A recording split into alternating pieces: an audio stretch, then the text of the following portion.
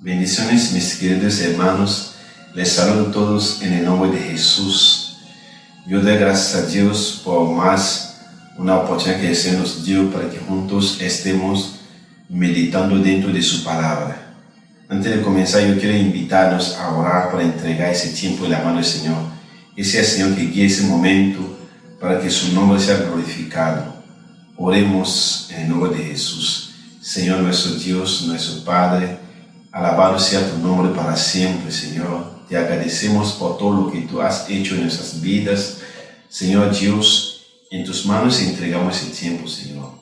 Padre, yo entrego mi alma, yo entrego mi vida, yo entrego todo mi ser a ti. Que tú me uses de tal manera que te agrade, Señor Dios. Prepara el corazón de tu iglesia también, de tu pueblo, para que, Señor, esa palabra pueda edificar, consolar y exhortar, Señor. Padre, perdona nuestros pecados, nuestras iniquidades, Señor Dios. Gracias, Señor, te damos hoy para siempre. En el nombre de Jesús de Nazaret oramos. Amén y amén. Yo quiero invitarnos a abrir nuestras Biblias en el libro de Jueces. Jueces capítulo 2, vamos a leer los versículos 7 a 11. Dice así la palabra del Señor. Jueces 2, 7 a 11. Y el pueblo había servido a Jehová todo el tiempo de Josué y todo el tiempo de los ancianos que sobrevivieron a Josué, los cuales habían visto todas las grandes obras de Jehová que él había hecho por Israel.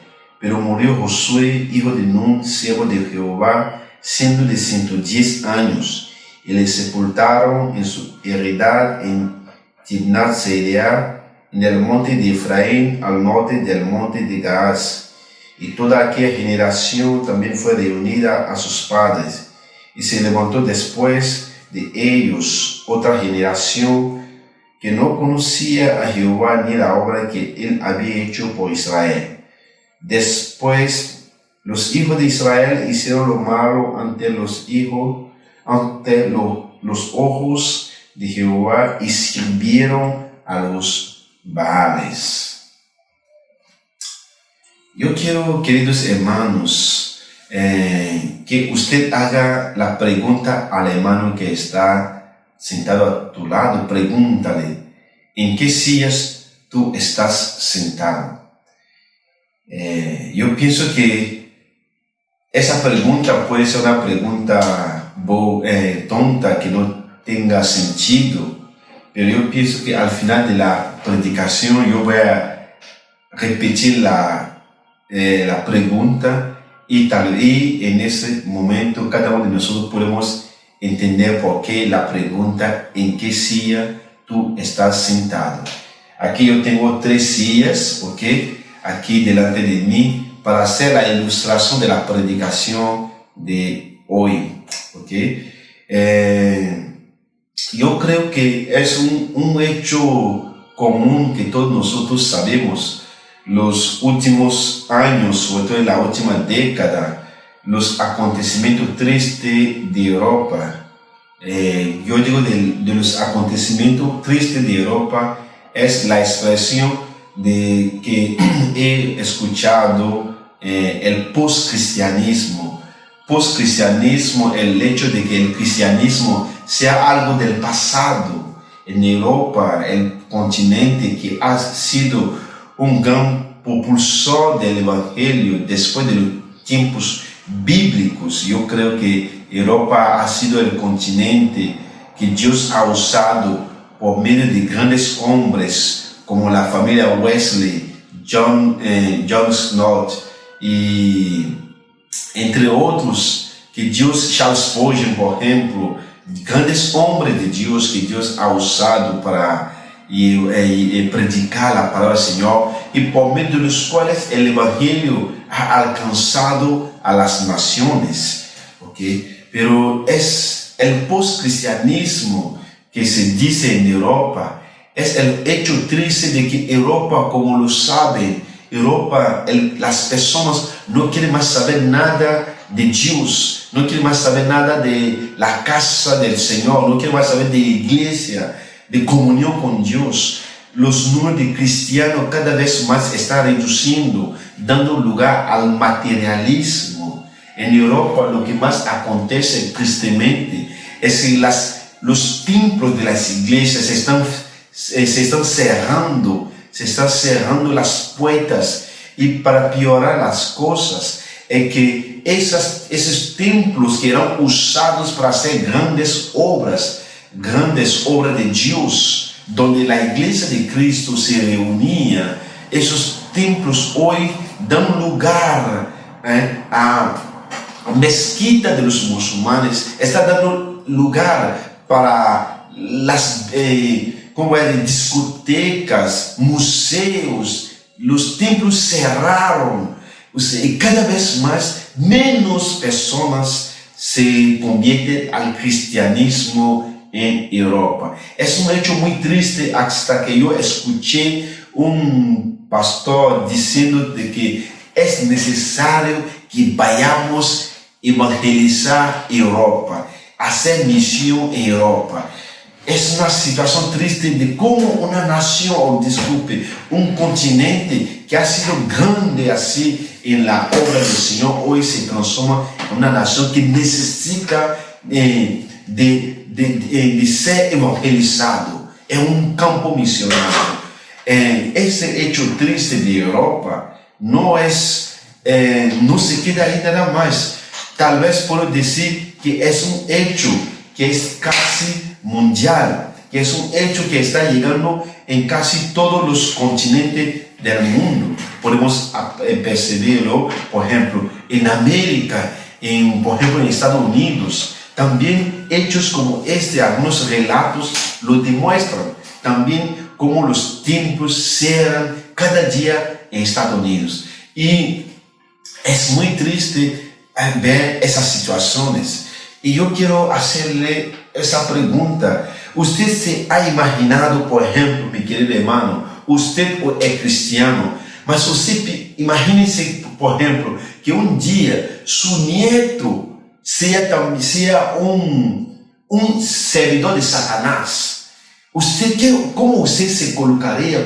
¿Qué es lo que usted pensaría? Imagínese que un día digan que su nieto ahora es un discípulo de Satanás, adorando a los ídolos, sacerdote del diablo.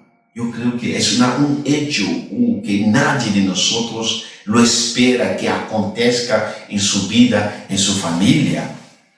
Pero si usted y yo no lo esperamos, ciertamente yo doy gracias a Dios por eso. Pero eso sí aconteció con la nación de Israel, aconteció con el pueblo de Dios. Y en esto, hoy yo quiero que nosotros meditemos en ese día. Porque hoy, celebrando el aniversario de la iglesia, con la celebración del aniversario de la iglesia, se necesita hombres y mujeres que tengan compromiso con Dios. Yo imagino, dentro de 50 años, dentro de 100 años, si Cristo no volviese, la iglesia Misión Cristo Esperanza de Vida, ¿cómo sería? La tercera generación, después de nuestra generación, la segunda que viene, la tercera generación, ¿será que la iglesia Misión Cristo Esperanza de Vida estará continuando con puertas abiertas, aún expandiendo los templos, con cristianos llenos de fe espirituales, conquistar el mundo para Cristo? ¿O dentro de 100 años la iglesia Misión Cristo Esperanza de Vida tendrá sus puertas cerradas? Es la pregunta que yo nos hago. Entonces, volviendo aquí en el texto que nosotros leemos en el libro de Jueces, nos habla de 3 generaciones. Una primera generación, que como nosotros dice, el pueblo sirvió a Jehová en el tiempo de Josué. Dice la palabra que el pueblo sirvió a Jehová en el tiempo de Josué. Después de Josué, se levantó una segunda generación, que también dice que esa generación también escuchó de Jehová también. Pero dice, y después de toda aquella generación fue reunida, se levantó después otra generación, eso en el versículo 10. Después de la generación de Josué se levantó otra generación. Y esa otra generación, después de esa otra generación, una tercera generación que ni siquiera conoció más al Señor. Entonces aquí nos hablan de 3 generaciones. Una primera generación que es la generación de Josué. Una generación que conoció a Jehová. Una generación que salió de Egipto con la mano poderosa de Dios.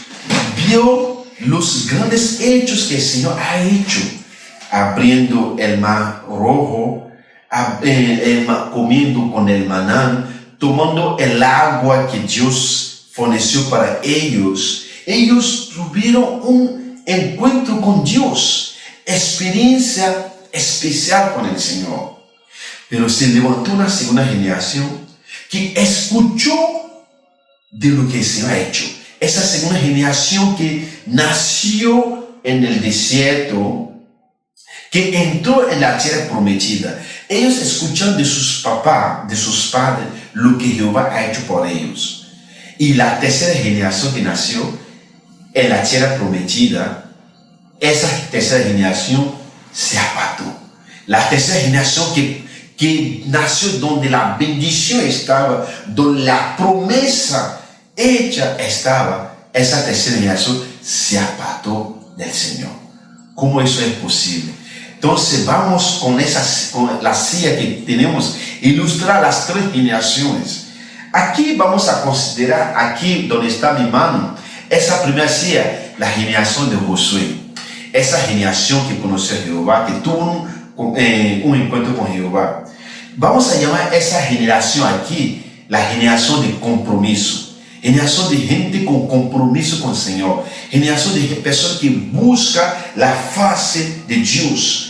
Es la generación que fue testimonio ocular, especial de Jehová. O sea, vio las grandes obras de Jehová.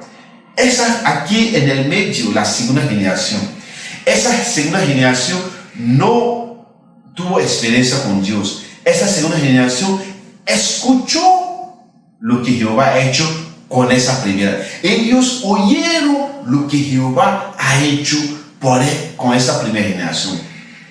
Vamos a llamar esa segunda generación entonces generación sin compromiso. Y después aquí esa tercera generación. Aquí esa tercera generación en esa silla aquí, generación de personas que nunca siquiera tuvieron experiencia con Dios. Y esa generación también son personas que no saben nada de Dios y no quieren saber nada con Dios. Entonces vamos a volver a llamar a esa generación de la gente sentada en esa silla. Generación de gente, entonces aquí, compromiso, sin compromiso y esa crisis. Una crisis total. Vamos a volver a llamar esa generación aquí, generación con personas compromiso con Dios, generación de gente que busca Dios en primer lugar. Para esa generación, Dios es el primero en su vida. Ellos tienen una intimidad con Dios. Son gente que busca a Dios en ayuno, en oración. Ellos adoran a Dios. Ellos buscan siempre la presencia de Dios. En otra palabra, Dios en primer lugar. Esa segunda generación aquí es la gente que está sentada en esa silla. Son tipo de cristianos que no oran, no ayunan, pero dependen de la oración y del ayuno de la primera generación. Son personas que dicen, ora por mí. Pueden decir, pastor, ora por mí. Hermano, ora por mí. Ayuna por mí. Pero ellos mismos, compromiso, ayuno, oración, no. Son gente, primero yo, después Dios. Y es aquí gente que no tiene nada de compromiso con Dios. Y para esas personas, primero yo, segundo yo, después yo y para siempre yo. O sea, son egocéntricos. Son personas que para ellos todo es yo. Entonces aquí, prioridad Dios. Ese aquí, prioridad yo. Y ese aquí, prioridad yo y siempre yo. Mis queridos hermanos, ¿Saben cómo la Biblia clasifica esos tres? Yo quiero invitarnos a abrir nuestras Biblias. En 1 Corintios capítulo 2, versículo 15. Miren lo que dice la palabra del Señor. 1 Corintios capítulo 2, versículo 15. Vamos a leer 14, 15 y capítulo 3, versículo 1. 1 Corintios capítulo 2, versículo 14. Pero el hombre natural no percibe las cosas del Señor, no percibe las cosas que son del Espíritu de Dios, porque son para él locura y no la puede entender, porque se han de discernir espiritualmente. Entonces habla aquí de los naturales. Para ellos las cosas del Espíritu son locura. En cambio, versículo 15, el espiritual juzga todas las cosas, pero él no es juzgado de nadie. Entonces habla aquí de hombres espirituales. Mira capítulo 3, versículo 1. De manera que yo, hermano, no pude hablaros como espirituales, sino como carnales, como a niños en Cristo. Y podemos continuar en versículo 2, 3 para adelante. Los versículos que nosotros leemos nos resumen tres tipos de cristianos. Los cristianos sentados en esa silla aquí son aquellos que son espirituales, gente espirituales. Como yo había dicho, compromiso con Dios. Para ellos, Dios en primer lugar en su vida. Busca tener intimidad con Dios, comunión con Dios. Es la prioridad de su vida. Eso es el estilo de su vida. Agradar a Dios. Las cosas del reino de los cielos. Ellos buscan andar de formas correctas, como a Dios le agrada. Ellos buscan a cada día de su vida andar conforme la voluntad de Dios, obedecer al Señor, alejarse de las cosas de este mundo, buscar andar en santidad. Eso es la clase de los cristianos sentados en esa silla. Los que están aquí, como la Biblia los llama, los carnales. Los carnales son personas que causan disensiones, chismosos, personas de doble cara, como la Biblia lo dice en el libro de Santiago. Son personas que hacen confusiones. Ellos son cristianos, que se dice cristiano, van a la iglesia, pero su estilo de vida es engañosa. Por dentro son cuevas de leones, son mentirosos, ladrones, fariseos. Esos son carnales. Ellos buscan por lo exterior impresionar a las personas que son cristianos, pero dentro de ellos son todo un vacío. Nada de Dios, nada de los espirituales. Ellos son que discuten con los demás hermanos de la iglesia. Son ellos que hacen todas las confusiones de la iglesia. Esos son cristianos carnales. Y esos aquí son los naturales, la Biblia los llama. Los cristianos naturales, los que están sentados aquí en esa silla, son los naturales. Estos, para ellos, las cosas del reino de los cielos es locura. Cristo murió, resucitó, para ellos es locura. Cristo sana, es locura. Para ellos todo tiene que tener tal vez una comprobación tal vez científica.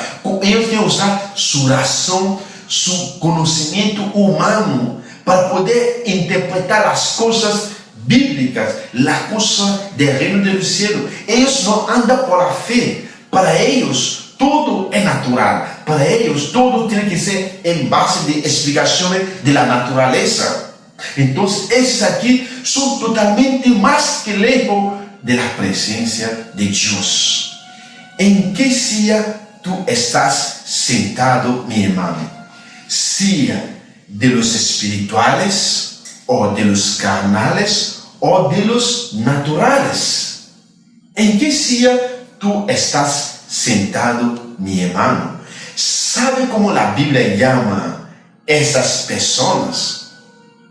En el libro de Apocalipsis, capítulo 3, versículo 15 a 16, la Biblia habla de 3 tipos de cristianos de nuevo: los calientes, los tibios y los fríos. Caliente, ellos motivados por las cosas del reino de los cielos, motivados para conquistar, para ganar alma para Cristo. Esos aquí son tibios, no son calientes y no son fríos. Esos aquí totalmente frías. ¿Sabe por qué este que está aquí no va para acá? Porque el tibio está más próximo de los dos y crea más confusiones. Vamos a coger algunas ilustraciones. Abraham, Isaac y Jacob. ¿Dónde se sentó Abraham? Aquí, espiritual. Hombre de Dios, padre de la fe. Dios le llamó para salir de su tierra y de su parentela, para una tierra prometida, pues para ser de él padre de las naciones. Abraham dejó todo y siguió a Dios, la voluntad de Dios, la voz de Dios. Ese es hombre compromiso con Dios, hombre espiritual, guiado por el Espíritu de Dios. Isaac, ¿qué es lo que nosotros sabemos hablar de Isaac? Si analizamos muy bien, Isaac, lo que podemos saber es que Isaac fue hijo de un gran hombre de Dios, pero padre de un gran hombre de Dios. Pero de Isaac, ¿qué es lo que podemos contar? Creo que casi nada. Isaac apenas fue una transición entre Abraham y Jacob. Pero de Isaac, ¿qué es lo que tenemos para contar? Casi no tenemos nada para contar. No hay mucha cosa de hablar de Isaac. Jacob aquí es un ladrón. Engañó a su suegro. Es un hombre peligroso porque robó la primogenitura de su hermano y también engañó hasta a su suegro. Yo digo que ese hombre es muy corajoso, ¿no? Es un valiente de engañar a su suegro, porque yo nunca lo podía hacer porque mi suegro es un militar. Si yo me atrevo a hacerlo, yo sé que ya dónde voy a llegar. Entonces, pero ese hombre, viviendo aún en la casa del suegro, se da el coraje de engañarlo. Entonces, imagínense ese tipo de persona. Engañó a su propio suegro. Entonces, Jacob sentó en ese lugar aquí.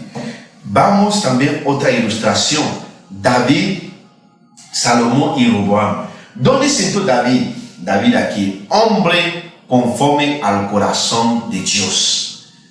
David se sentó aquí. Salomón, Dios le dice: pídeme todo lo que quieres, te voy a dar. Él dice sabiduría. Dios le da sabiduría. Salomón se busca 1000 mujeres, 700 mujeres más 300 concubinas, si no me engano. Un hombre con 1000. Imagínense como ahora está con 1000. Eso es Salomón aquí.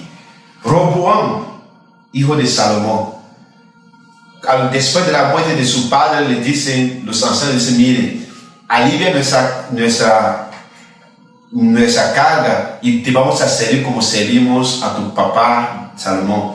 Va a buscar consejo a los jóvenes y los jóvenes dicen: nada, no acéptelo. Y él dice: yo voy a ser peor que mi papá. Consecuencia, el reino se dividió en 2. Roboam, hombre que acabó con el reinado, por causa de él todo se dividió. Entonces nosotros tenemos David, Salomón y Roboam. ¿En qué cierto está sentado? Moisés, David pecó, ciertamente. Jacob, él estaba sentado aquí, pero ¿dónde fue la finalidad, el final de la vida de Jacob? David era un hombre conforme al corazón de Dios, pero David pecó. Hombres que están sentados en la silla de compromiso, espirituales, que buscan a Dios en primer lugar, no significa que no cometen pecado. Porque en cuanto estamos aquí en la tierra, estamos sujetos a pecar por causa de nuestra naturaleza adámica. Pecamos. pero ellos no viven pecando. Esa es la diferencia. No viven pecando. David pecó sí, pero David se humilló, se arrepintió. Cuando nosotros buscamos David del arrepentimiento, tú y yo muchas veces cuando nosotros pecamos, ¿qué texto nos gusta leer para meditar sobre arrepentimiento? Salmo 51. David, después de la reprensión, él escribió Salmo 51, donde él manifiesta su arrepentimiento al Señor por su pecado. Hombre de compromiso con Dios, hombres espirituales, cometen pecado, es verdad, pero ellos se humillan, se arrepienten. ¿Será que hoy no es el momento? ¿Será que no es el tiempo, mi hermano, que tú te arrepientes de tus pecados, que el Señor te perdone? Humíllate delante del Señor, que Él te perdone tus pecados, que te aleje de todas iniquidades, porque el Señor está dispuesto. Su palabra dice en 1 de Juan capítulo 1 versículo 9, que si nosotros confesamos nuestros pecados, Él es fiel y justo para perdonarnos y purificarnos de todas nuestras iniquidades. ¿Qué tal, mi hermano? Volver al Señor con arrepentimiento, con gemir delante del Señor, que nos limpie de todos nuestros pecados. Jacob sentó aquí, pero Jacob, cuando tuvo un encuentro con el Señor, Jacob salió de ese lugar y él dice, cuando él en el valle de Jacob, él dice, yo no te soltaré, así dijo al rey de Jehová, yo no te soltaré hasta que tú no me bendigas. Yo no te voy a soltar. Y en esto, el nombre de Jacob fue transformado de Jacob para Israel. Jacob, que era un hombre que era ladrón, que engañó a su hermano, su familia, su suegro. Jacob salió de la silla de los escarnecedores para venir aquí en el compromiso con Dios. Lo que significa, mi hermano, yo no sé si tal vez tú estás sentado en el compromiso, en la silla de los carnales o en la silla de los naturales. Tal vez estás sentado en la silla de los tibios o de los fríos. Tal vez tú no sabes en qué silla tú estás sentado. Mas yo quiero invitarnos que tal vez en la iglesia o en tu casa, en tu barrio, en tu servicio, la gente te ve y te dice, eso es un cristiano carnal, eso es un mentiroso, ese sí, no se puede creer, no se puede confiar. Pero que la gente que te critica, tal vez diciendo, tú estás sentado en la silla de los carnales o de los naturales, de los tibios, de los fríos, pero que esas mismas personas puedan ver con sus propios ojos que tú saliste de esas dos sillas y tú volviste a sentarte aquí en la silla de los cristianos que tienen compromiso con Dios, que viven una fe conforme a la voluntad de Dios, que tenga compromiso con el Señor, que busque su faz, que andan por la fe, no por la vista, que sea de los que busca siempre estar andando bajo la dirección del Espíritu Santo de Dios. ¿En qué sillas tú estás sentado, mi hermano? ¿En qué silla tú estás sentado? ¿Sabe por qué muchas veces cuesta a estos moverse para acá? Porque los que están aquí hacen más confusiones. Por causa de estos, porque este que está aquí ve más que está de ese lado. Esos son los fariseos que aquí ellos muestran más lo exterior de que lo interior. ¿En qué sillas tú estás sentado, mi hermano? Si tú estás sentado aquí o aquí, la iglesia no puede contar contigo. Si tú vives de la oración del abuelo, de abuelito, de abuelita, si tú vives de la oración de los demás, es que todavía no estás sentado en la silla de compromiso. Yo no digo que no podemos pedir oración. Claro, pastor, me apoya en la oración, hermano, me apoya en la oración, pero vivir de la oración de los demás son aquellos hermanos que nunca van en el encuentro de oración, pero siempre tienen motivo de pedido de oración. piden, oran por mí, ayuden por mí, pero ellos mismos nunca quieren orar, nunca quieren ayunar, nunca quieren buscar la faz y la presencia de Dios. ¿En qué silla tú estás sentado? Si las iglesias, si Europa está en el postcristianismo, si nosotros escuchamos muchos templos se están cerrando, es porque esas iglesias están llenas de personas carnales, naturales tal vez, personas tibias, personas frías. Porque una iglesia llena de personas espirituales, personas que andan por la fe, personas que tienen compromiso con Dios, personas que dicen Dios en primer lugar en mi vida. Una iglesia llena de ese tipo de personas es una iglesia que ni las trevas, las tinieblas las pueden resistir. Ninguna obra del enemigo la pueda destruir, la pueda acabar. ¿En qué silla tú estás sentado, mi hermano?